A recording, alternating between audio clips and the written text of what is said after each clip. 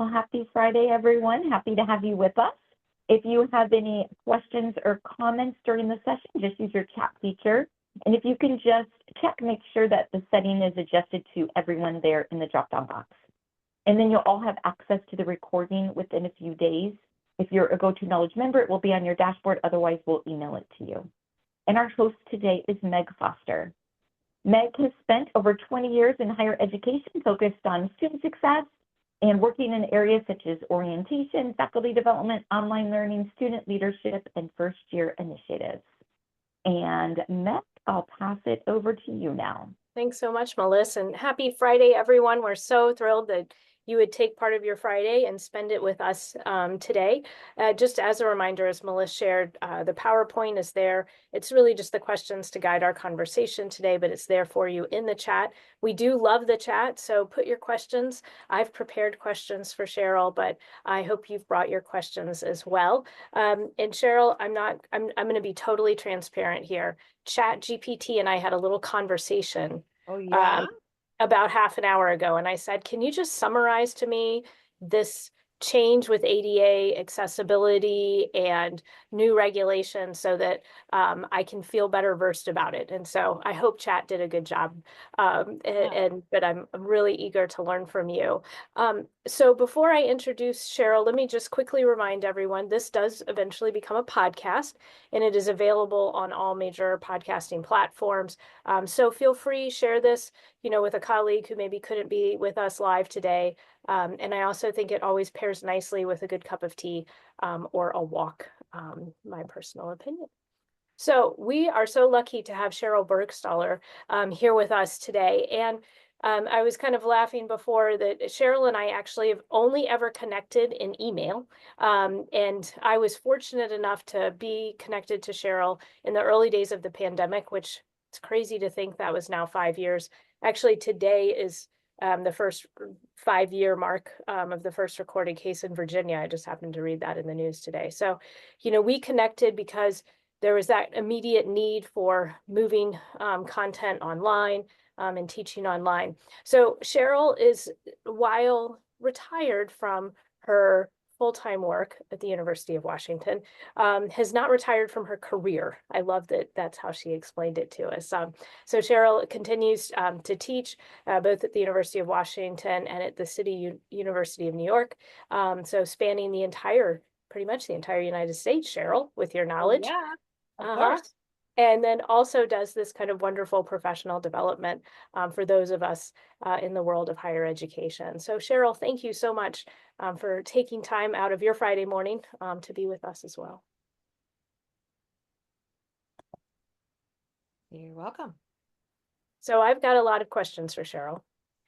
And I know she's prepared a lot for us today too. So just to kind of kick us off, as I mentioned, I plugged into my ChatGPT and had this little conversation as I was driving around delivering all the things my children seem to leave today on their way to school. So U.S. Department of Justice has introduced new regulations under Title II of the American Disabilities Act to ensure that web content and mobile applications provided by state and local governments, and that includes our colleges and universities that receive federal funding, from what I've read, are accessible to individuals with disabilities. And so this is under the Web Content Accessibility Guidelines. So with that sort of 2-second sort of introduction to what is happening, what are kind of how is this, is it a significant change in the work that we're doing in accessibility standards in colleges and universities? How do you feel like this is going to affect our particular sector of work? Well, it certainly applies to us. Like you said, it responds to Title II of the Americans with Disabilities Act, which is for state and local governments. And so if you're a public institution of higher education, like the University of Washington or a K-12 school or whatever, it applies to you. It didn't change the law. The law is still there, the Americans with Disabilities Act of 1990 with the amendments of 2008, which you can say, go look at that law if you want. That's what it rests on. And that basically says, well, when we're offering services and courses and whatever we're offering, or whatever physical facility we have, we need to make it inclusive, accessible to people with disabilities.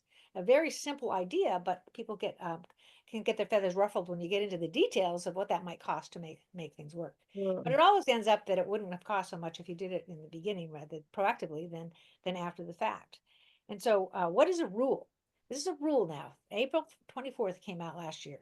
A rule is just a regulation that it responds to something that, a law that we already have. You look at it as, we had laws for many, many years on physical accessibility for people with disabilities. But it was quite a few years before they have the standards. The standards tell you how wide should your doors be, what are some of the design features of a restroom. Those are the standards, but they're not the law. So what didn't change is our obligation to make our websites, our online courses, all these digital things along with everything else accessible and inclusive of people with disabilities. Before, though, we could decide how we were going to do that. Now, the Department of Justice could come along and say, wait, we've got a complaint, we're going to look into this, and no, you're not doing enough. But most of us in higher education have selected as our guidelines, and now it would be a standard, but we can make our guidelines into a standard on an individual campus, the Web Content Accessibility Guidelines. And now they're at 2.2, but what the regulations now say is 2.1, and it's because 2.2 is so new that most of the resources and things support 2.1. So if you're compliant with 2.1, you're on the right track, but it will probably change as the standards will change, the law won't change. And so for most of us, like University of Washington, large institutions, you could say, well, it doesn't really change anything. Well, it does, in that there's a lot more specificity that we have to comply to, and even some timelines. For example, we have 2 years from that April 24th announcement last year, 2 years to be compliant with this new rule, where smaller institutions would have under 50,000 individuals would have 3 years. So it is a rule that helps us in a way. You can look at it positively and say it really helps us because it tells us what the federal government means when it says you have to comply with ADA. So we've had a question, Cheryl, which I think is a good one, and I do think it's been addressed, that what about private institutions? Private institutions, this does not cover them. However, they are required when they offer a public service. So that's not as comprehensive, but they aren't required to comply with this regulation because it's designed just under Title II of the ADA. Although there are rumors that it might come out to apply to more entities. So this is strictly just about the government, but it doesn't release other private entities like even Walmart. They still have to make their websites accessible because that was already required, and they're certainly private and private institutions as well. And some chatter, I've heard this too, that there's some thought if you're receiving federal funds, which of course financial aid would fall under that federal financial aid dollars, then perhaps you might need to make sure. So yeah, well, and that doesn't apply yet, but there's some talk that Section 504, which came out in 73, which is much like the ADA, but it applied to all entities that receive federal financial assistance of some sort. And so there's talk about, well, we're going to have some standards with some rule for 504 or whatever. If it came out, it would be the same thing. Anyway, the nice thing about the rule, even if it doesn't apply to you, it's very good. It's very good guidance. It tells you what to do, where we didn't have it before, with the ADA, but many of us settled on this WCAG 2.1. So what are those, since it is nice, so often we get told things that are very vague at best, right?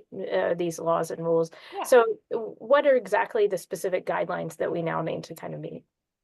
Well, they're very long lists of guidelines, but things like accurate captions on your videos.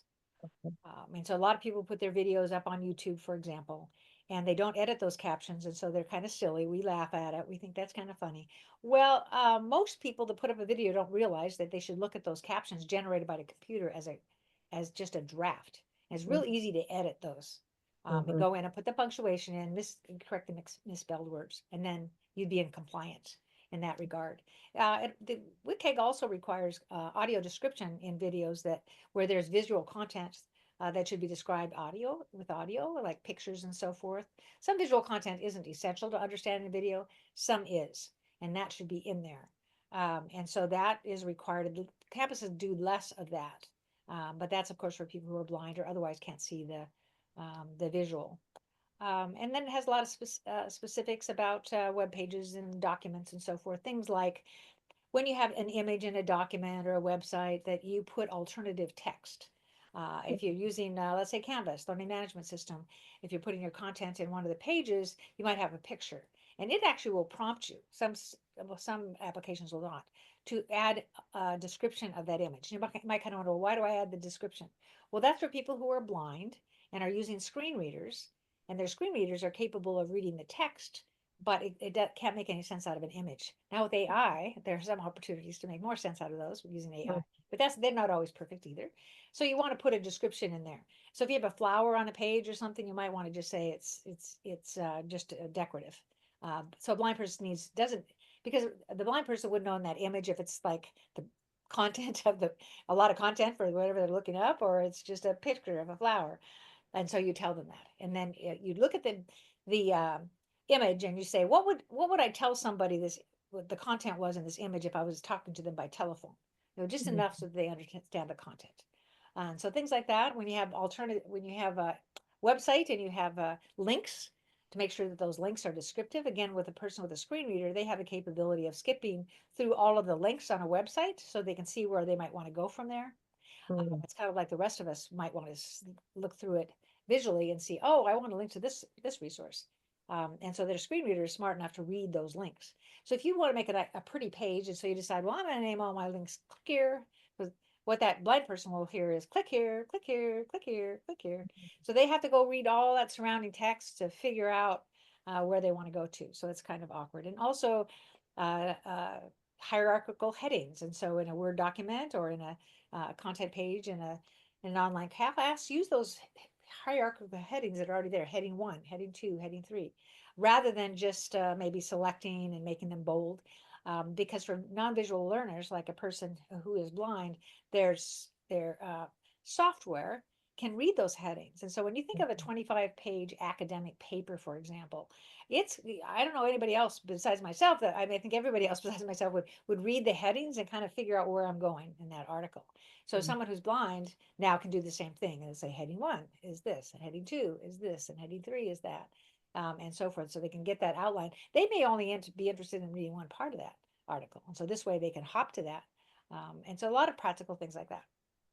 Right. Which is an important part of like what I teach with reading comprehension, right? Yeah. For that you've got, use those headings as those kind of guidelines. So if it's not there for a student to, is using software to read for them, I can imagine that would be rather confusing. And you're Yes. taking away those sort of, I don't know, signals, those signs, right? Think about it.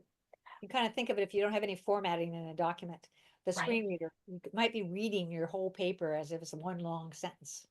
Right. And you're giving access to that content to that person, but it's not usable. Right. Right. Okay, so I think I want to start with the big picture, and then I'm going to move. We've had some good questions into some more strategy thing. So, big picture advice. Are you giving any advice to institutions or departments about how they can kind of proactively prepare? Does that make sense? Like Yes. looking at policy, looking at processes, procedures, training. I'd say all those things. Okay. But I'd start with thinking of what your framework is. What is your framework for dealing with? How do you think about doing this? Rather than say, well, because we want to be compliant. Think about it more broadly and what you're trying to accomplish. And I think broadly, we're trying to make what all of the technology we procure, develop, and use accessible to faculty, students, staff, and visitors with disabilities. That's like a worthy cause. And so how do you frame that?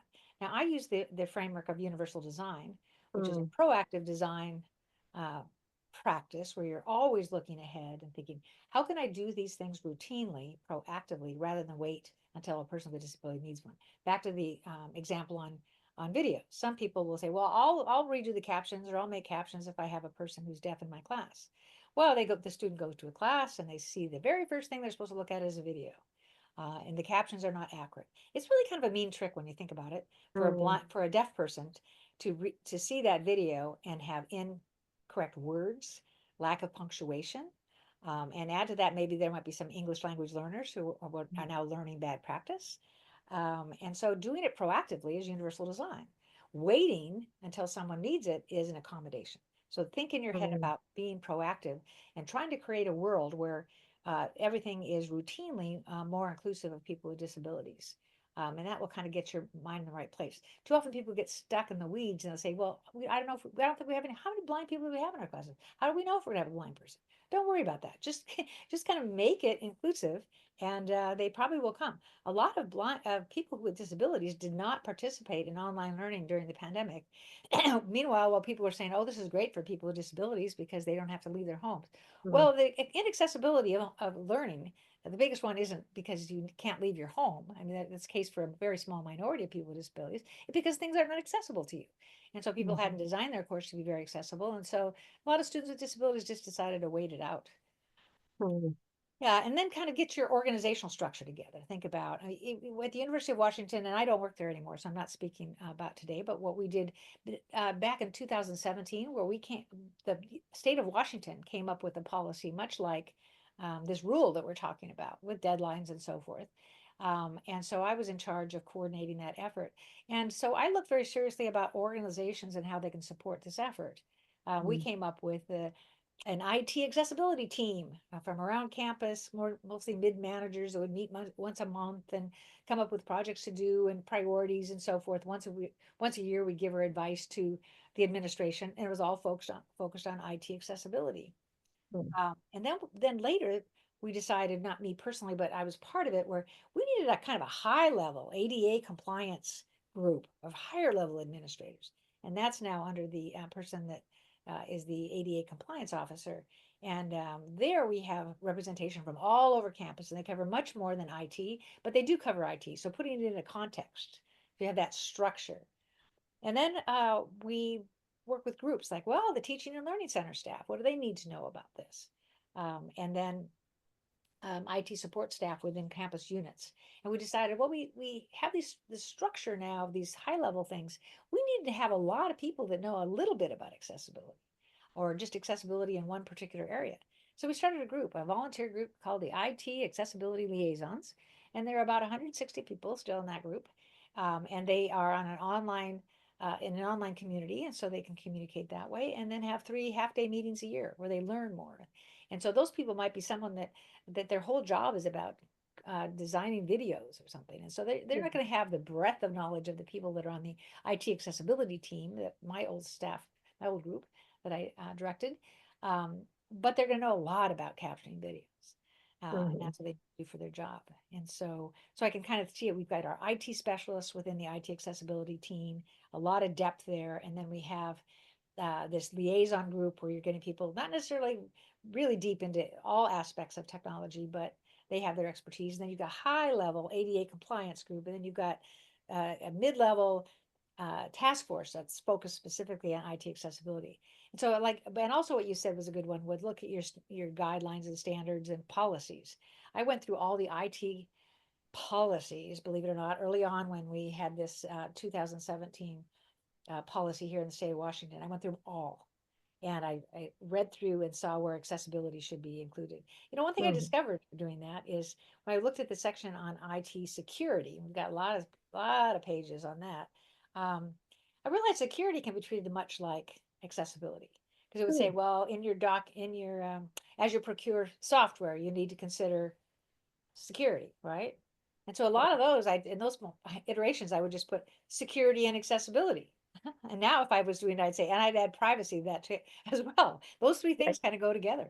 But if you look at your campus about what your security people are doing, IT security, they have kind of the same problems. They need to get out to a lot of people. They have trainings, so you can kind of pattern what you're doing after that. They have videos, they have written documents, and so forth. And so from there, we were already working on it, but we have a central IT accessibility web page that kind of includes all the content and a lot of video copies of training and things like that. So kind of think big picture rather than just the small picture, like, oh my gosh, we've got to do this thing on our websites.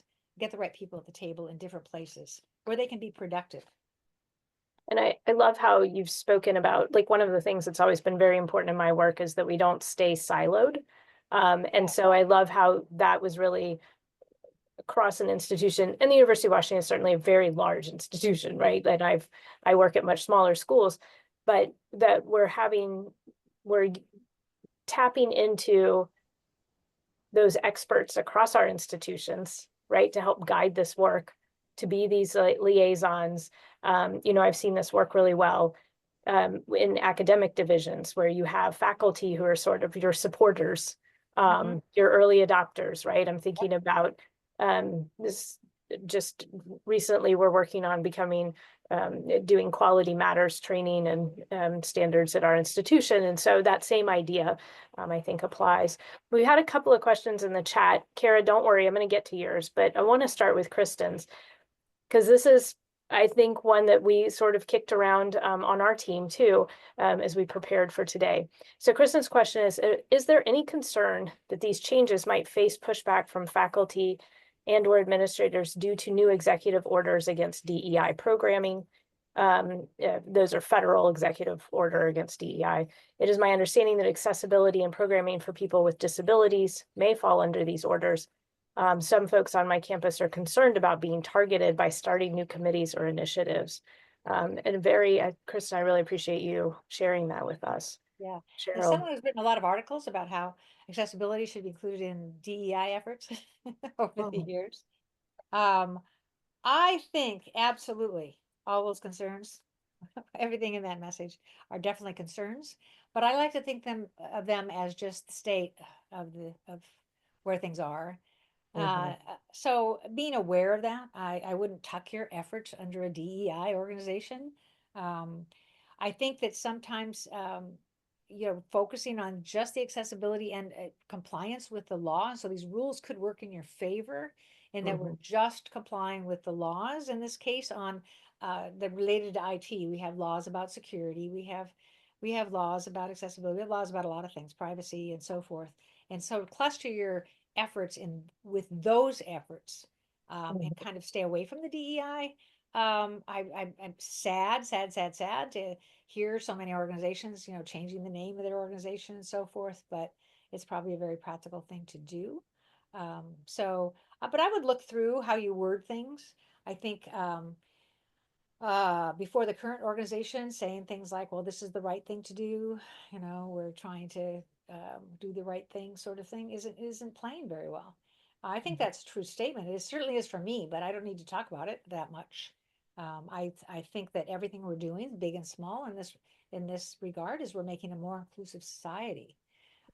But with some people in high places not thinking that's really important, it's still important to do. And so I would just kind of try to avoid conflict without compromising what you're actually doing. Yeah. And Kristen, speak to some of the conversations we've had recently in our podcast. Last week, we spoke with Jason Laker around initiatives to support male student enrollment, because we're seeing a real drop off in male enrollment in the college space. And that same week, we had another conversation with Naomi Sig, who's Diversity, Equity, Inclusion, and Belonging and Student Affairs Vice President at John Carroll University. And both of those conversations really focused on, I think, two important things that tie into this. And Naomi and I in particular were talking about these executive orders and how do we still do DEI work at our institutions. And she made the good point that there are still laws. Yes. We can't discriminate legally. Yep. So, I think reminding maybe people on our institutions about those. These are, there are laws that protect against discrimination at our institutions. And then also getting a sense of who are folks on your institution, your campuses, who are allies in this space or advocates in this space, who you can work with, having those difficult conversations around campus language. I know I'm seeing that happen here in our state as well, where language is being changed. And, kind of my hope is it's just temporary. So don't change your business cards yet, is what I keep telling people. Yeah. Yeah, to make and a light lot of of it. times you can couch some things in different terms. I think some of some campuses that have their disability services office have really been proactive in offering, oh, maybe tutoring for students and things that some might argue go beyond what's required by the ADA, which certainly doesn't bother me because I look at the ADA requirements as a floor, not as a ceiling.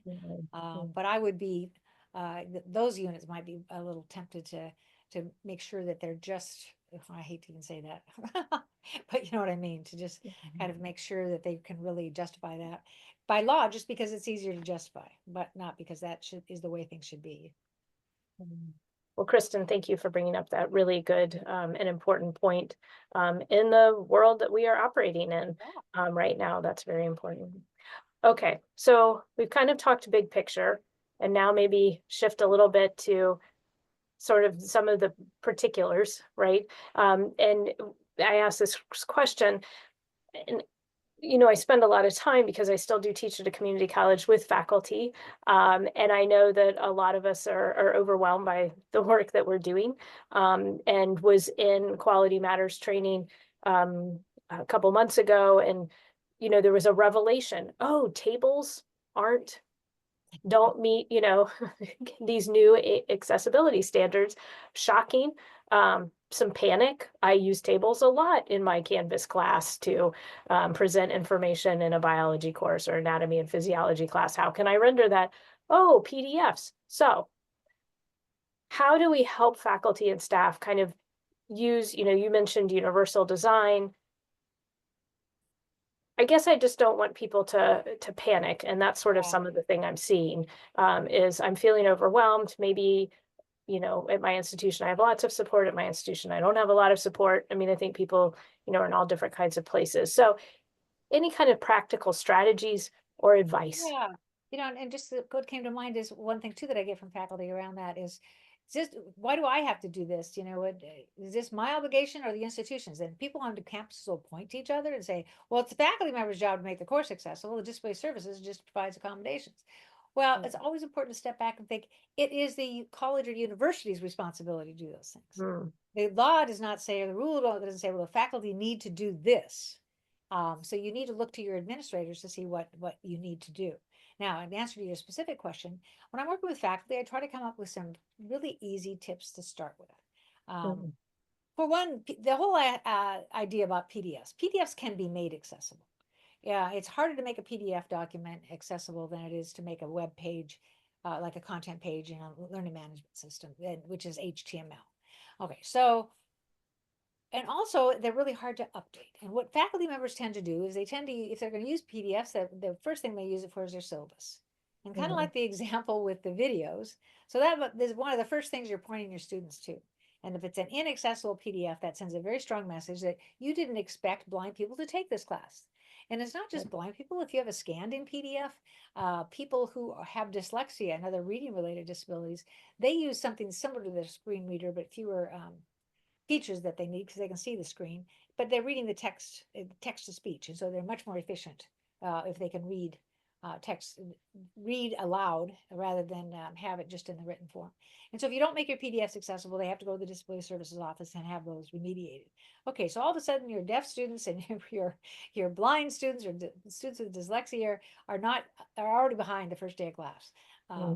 As a group, they can't they can't understand the content of the video, and then they can't read the syllabus.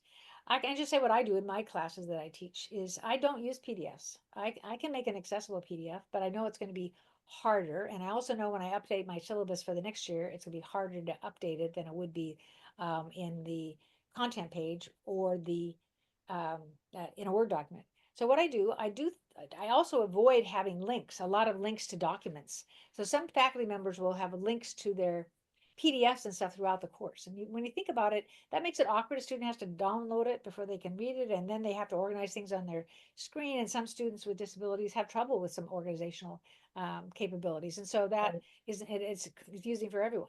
So I just have one attachment, and that is the syllabus. Why? Because I think students should be encouraged to download their syllabus, put it on their desktop, and add tips to it so they can keep on schedule and so forth, and take things out of it that they don't need to use. Now they're not going to say, well, I have a different syllabus because the syllabus is still online. So you haven't, you still are protected by that, because exactly, remember, we're worried about people adjusting their syllabus.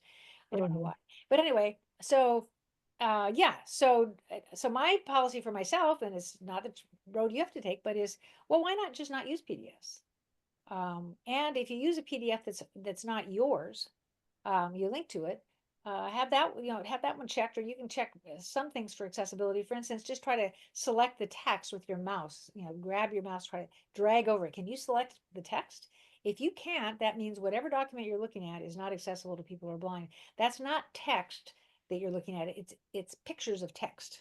And so the screen reader won't be able to understand them. So what to do about that? Well, I encourage them to go to Google, and maybe even Google Scholar, to see if they can find a version of that article that is accessible, because sometimes there is an accessible one out there. But even if you go ahead and use that inaccessible PDF, you will know that it's there.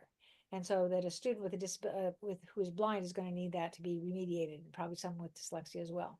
I ask faculty, look at your first 2 weeks in the class. So if there's some things that are kind of iffy about, as far as accessibility, don't put them in the first 2 weeks. Because you imagine the student has to work with disability services, and they can get in the course then, and they can kind of get ahead for those students. Don't make it your syllabus. Don't make it the video that you find inaccessible.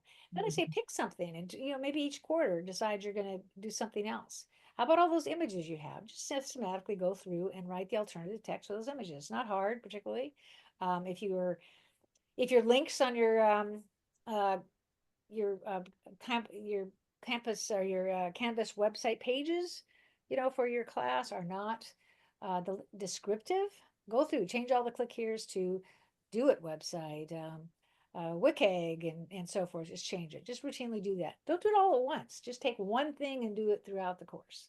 And then be aware of what the Disability Services Student Office can do. They're still going to be there. It's not like you have to do everything perfectly. It's better to do things proactively and routinely than just only look at perfection. But they can do some of the hard stuff. And then as you gradually make your course more accessible, then there you are. Don't go overwhelmed about it. Just make a list. I've got a document, a handout called 20 tips for making your online course accessible. And that's what that's designed to. I have people, if I teach a workshop, I have people go through and mark off the things that aren't relevant in your class, and then go back and also mark off the things that you've already done in your class, see what's left, and make yourself a little timeline on when you're going to do those things, make those corrections, and put it in the order you wish. Do the easy stuff first, and then once you get stuff off the list, then it's easier to look at some of the other things. And maybe do some things that you just will not have to do. You've got PDFs all over the place. Well, don't use PDFs. Make Word documents. Word documents are very easy to make accessible. Now, like I said, the content page is even more, it's also really easy to make them accessible. Right. I love the advice of start with something that feels easy. Think about those first 2 weeks, because you're right. If you have a student who, sometimes it takes us a while to get into our accessibility offices, to think about the first, time students I teach, a lot of them are first generation. We have to find that resource. We need an introduction to it. So, and Karen has also said in our chat, we're asking people to focus on the most egregious issues first, one at a time. So videos that need accurate captions, next PowerPoints that don't have alt tag descriptions, next Word documents, et cetera. So even maybe having that sort of scaled approach at our institutions. Another thing you can consider doing, which we've done very successfully over the years, is kind of come up with some incentives and rewards and make it fun.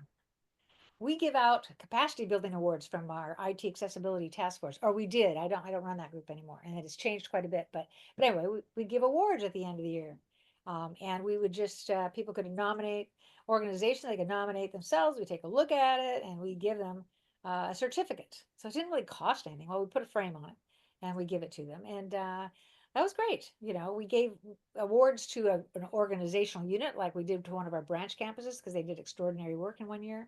And then we'll give it to individuals who are trailblazers and really making a difference. Another thing that I thought about was this captioning. Getting people started captioning can look like an overwhelming thing. And so I went to central administration to successfully secure $20,000 a year that goes into the budget, and it can be used for freely captioning videos.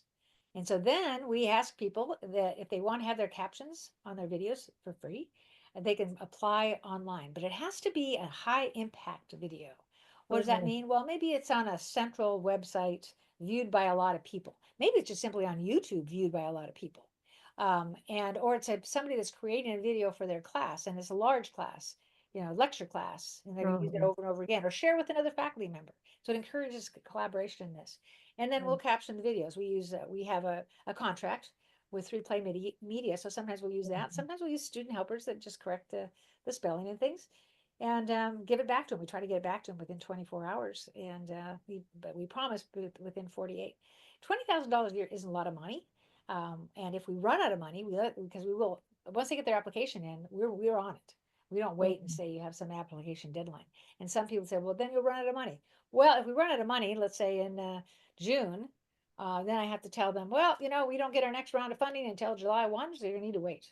It's approved, Right. but you have to wait till July 1. So you can wait till then, or you can go ahead and do it yourself. Anyway, we Mhm. get a lot of positive uh, from that sort of thing. And it's even encouraged campus units to do things. The business school now, one of the members was on our liaison group, and he was working in their IT area in the business school, and he was able to get the whole business school to agree to caption all videos that faculty members make. And my husband happens to be in the faculty over there. So how do they do that? He said, well, I don't know. I've got these videos. He does a lot of stand up, lecturing type things. And he said, well, I don't really know. They just kind of take it and it comes back captioned. I think, great, great. And it's just routine. So Right. those things can happen. Our social work department years ago did something similar in agreeing to reformat inaccessible documents for their faculty internally. And so as I talk to faculty too that feel overwhelmed, I thought, what happens when you get overwhelmed in other situations? You know, it's reasonable for faculty to go to their own administration in their department or their school and ask them for some support, but be Mhm. specific. Ask them for a specific thing that they could do to help. Mhm. And video captioning and PDF and document remediation are two that come to mind. Yeah. And important to note that this is also across institutions, right? I know we've talked faculty in classroom, but I think about as somebody in student services, all the different video content pieces that we build out to explain how advising works at our institutions, or how students navigate the student information system. So how can, being cognizant of also supporting our staff people who are Yes. doing this kind of work as well. So, yeah. All right, so Kara asked the question about tabs. I want to make sure I get to this one because it speaks to the specifics. So do the links within a website have to open in a new tab for a screen reader? And Cheryl, I want to tag on to that. Any advice you have for ways that we could be able to view content as if we were a student with limited visibility or hearing or Yeah, well, if you can turn off your image loading capabilities in your browser, okay. what you will see on the screen, it's not going to be perfect, but what you see on the screen, the text will be what the screen reader is going to be reading for the most part. Okay. And so that would be the suggestion I have there. And then, her question was, the links need to open in a new tab, it sounds like, for a I screen think reader. so, but I'm Mhm. not sure what the alternatives are. So I bow out of that Okay, answer because I'm not quite sure. that's a fair one. We will try to find that answer out for you, Yeah, but Kara. if you put the link, I don't think it matters how it opens. I think it just is the link name that we're talking about. Okay. But I think any way it opens from there, it would be accessible. hmm I mean, just as a best practice, far prefer it when it does open in a new tab. Mhm. And I know that's innovative educator standards as Yeah, well. so I know that's a way to do it correctly, but I don't know if there are other ways that would also work. Yeah. Do put your questions in for Cheryl. We have about 5 more minutes. And I know we've got at least one more question here. And you sort of had touched on this, that you had gone to the University of Washington administrative team and were able to successfully lobby for a budget to address captioning at your institution. You know, and I know a lot of our learning management systems, I've taught online now for 16 years, both in Blackboard and in Canvas now. And wow, I mean, you think about how far accessibility checkers have come in that time. I feel like even in just the last year, Canvas has come out with some great new things. So any advice for us about how we could maybe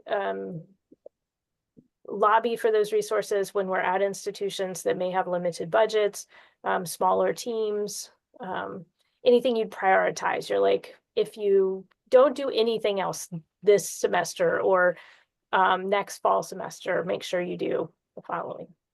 Yeah, I give one example. We use Canvas. We used to use Blackboard as well, but now it's been Canvas for many years. And our group really had identified Ally accessibility checker as something we really wanted to get for Canvas, buy that Mhm. edition and implement it. And during the process, we worked with the people that support Canvas, and it was recommended by them that, well, that I just go, and get the money for and have it in my budget, the accessibility budget. And I really took a stand on that. I didn't have to be, get dramatic or anything, but I thought, that doesn't feel right to me. Uh, Mhm. because just because of the accessibility thing, then you go to a different budget. But if it was like a security thing with Canvas, wouldn't they get that out of the same pot that the Canvas Mhm. license is paid? And Mhm. so I just really pushed in that Right. direction, and the person that had suggested otherwise to me kind of agreed with me when I explained how the look of it. I said, if we have to Mhm. go to our budget, of course we will, but I really want to go to your budget that you're getting for Canvas. And so I got a good partner there, so he supported it and could articulate it even better because it was his, area of responsibility. And so some things like that, having disability things, whether it's checkers and accessibility checkers, enterprise systems that check for web accessibility across the campus, you ask yourself, at least pause and ask yourself, where should this funding be placed? And it might be better to place it somewhere else than in a very focused accessibility area. We have PDF remediation software. Actually, you can convert PDF, but other documents into a different format. And it was not very expensive, but I suggested that we co-pay that with the Disability Services Office because I thought they have Mhm. their clients and we have more people that were doing proactive, but we're not required to remediate for those groups. And I thought that sent the right message that both Mhm. of our groups were collaborating on that. Right, right. I love that. I love and that message that you've shared, today about really making sure we're reaching across campuses. We're thinking about this very holistically, not this is one department's area Yeah. that they have to deal with. And there's Jake has one asked, quick thing I want oh, to good. throw in, Yeah. and that is a lot of people working with students with disabilities or otherwise work with faculty or their faculty you're talking about, making their course accessible. There's a whole other part of this, and that is encouraging computing and IT departments to teach students about accessibility. Mm, Most students in this country who graduated computer science or IT degrees do not know about accessibility. Where do we hear mm, that from? Microsoft, Google. They can't find people that have expertise in accessibility. There's a whole group called uh, Teach Access, that is led by Canvas and Microsoft and other big companies, but also includes higher education institutions. So look it up on the internet.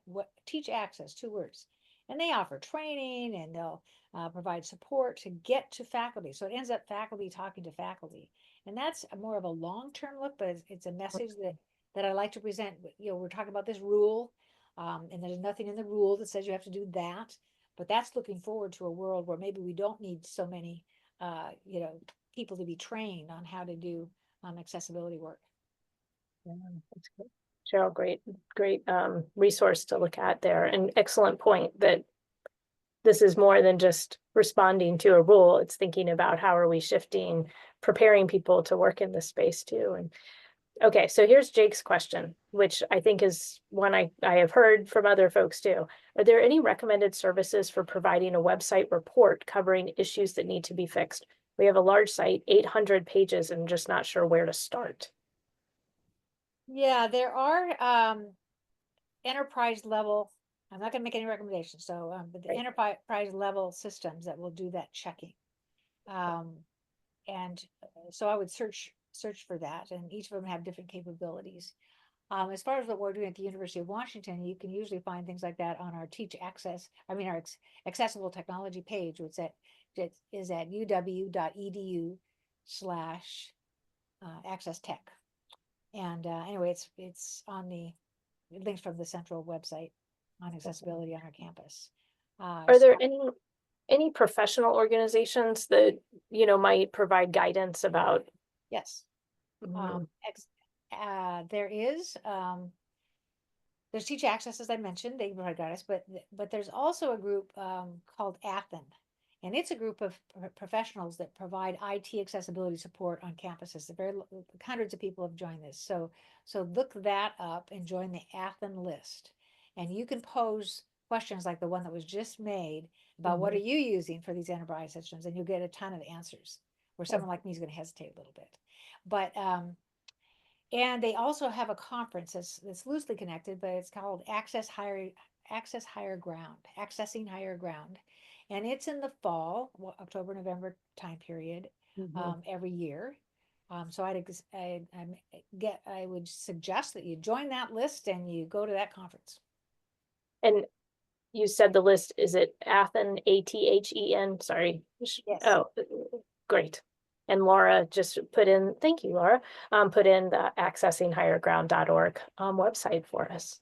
Well, wonderful. Just go there, you'll see all these people really excited about accessibility, and you think the whole world is buzzing about it. Then you go back to campus and you may be a little discouraged, but it's a real pick-me-up every year for our team. That's awesome. Well, one last question for you, because this is an interesting one. So what do we do with materials and courses where either providing accessible versions would interfere with the goals of the activity, or in courses where certain disabilities would not be able to meet the requirements of the course to begin with? And I know I've heard some of this discussion around at my institution, like allied health fields, where maybe if you're blind, you're not able to provide services and things like that. So curious. One thing to think about is that our training programs, our academic programs, are about teaching a body of knowledge. So we can never can promise employment after you've taken those courses. Right. So avoid just thinking, well, they're not going to be able to do that job, and so therefore they shouldn't be in this program. So it's not as simple as that. They might be able to complete a program, but not with accommodations, but not have a difficult time getting a job in that area. And one area in our campus, when a blind student wanted to get a PhD in atmospheric sciences, and there was a lot of pushback because she couldn't see. She had to have a lot of accommodations when she was in school, but she learned the content, and she works for NOAA now, and she does digital analysis, data analysis on climate trends. And she can do that, and she knew she'd be able to do that because she's so bright and skilled with her screen reader. So be a little careful about separating those two. And then if they can't do an assignment, and if you try to adjust it, it wouldn't be the same thing. You couldn't reach the same objectives. Then that's a good time to have a conversation with the Disability Services Office about an alternative to that assignment. In theory, you're not supposed to, and in reality, you're not supposed to change the overall requirements of a course. The student is supposed to meet those objectives, so make sure your objectives are very clear if you want to argue this case. And they're supposed to be able to meet those objectives, but maybe do it in an alternative way. So there are times when you really need to talk to the Disability Services Office. They're your partner. See if you can come up with something. If it's a course and the student has already been accepted into the department, you may not be in a position to argue that they can't do the job at the end of the day. And so the department might want to get engaged as well. Wonderful. Well, Cheryl, thank you so much for your time today and all the knowledge that you've shared with us. I know I made a lot of notes because there are things I need to do in my own class, but I don't feel as overwhelmed by it as I did in January when presented with all of this information. So Cheryl, thank you for sharing such a body of knowledge with us today.